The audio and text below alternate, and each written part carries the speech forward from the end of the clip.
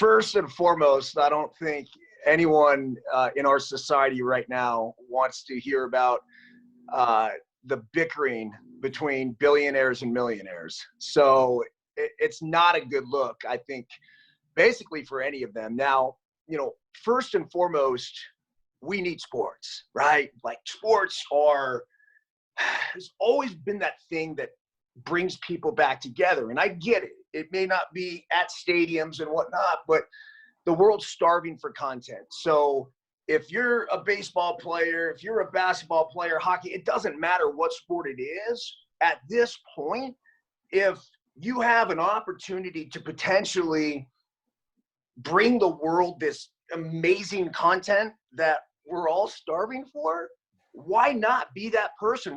It's sometimes in life, and they say this a lot in sports too, it's bigger than you.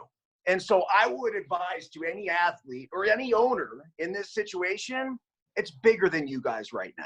What was your feeling when you saw these all-stars kind of saying these kind of things? Well, I think that for a while now, the Players Association has felt slighted. And I think that, at some point they needed to take a stand. I just don't think it's right now. The contract expires in, I believe it's 2021 of the collective bargaining agreement. If you're going to take up issue, do it then. It's such an unusual situation right now that, I'll go back to what I'm said at the beginning. It's like no one wants to hear your petty arguments between ownership and players right now. I don't give two shits about your collective bargaining agreement, and either does anybody else right now. And look, it's one of those things that this is a rare opportunity for them to do something good. It's both the owners and the players, them for do something good for our country. And again, I think it's bigger than these guys. I understand why and how they would say some of the things. And being a former player myself, I get it. But ultimately, let's figure out a way to get it done. Now, does baseball happen in 2020?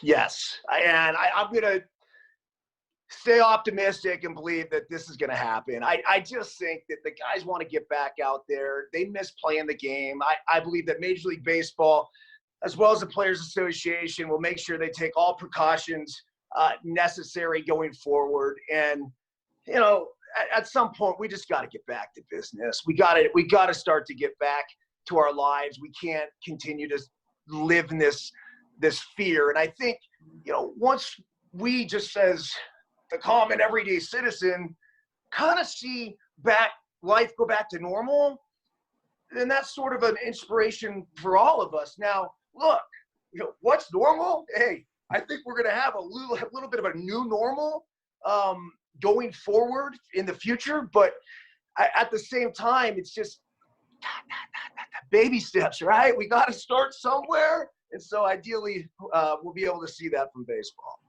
So basically, a few years ago, my wife and I started a foundation called Let Them Play, all about kids and youth activity. Right now, they've eliminated 97% of physical education in public schools. 60% of the kids do zero after-school youth activity. Kids are spending 7 to 9 hours a day on screens. So we, instead of just kind of talking about it, we actually decided that we wanted to go out and do something about it. Now, of course, for us, we take our kids, we put them in private school because we have the means to do such. As far as the devices and the kids, I closely monitor all of their time on there, and that's not an issue. After school youth activity, hey, they're skiing, they're playing soccer, they're playing baseball, they're doing karate. It's because we have the means. Well, the thing is, not everybody does.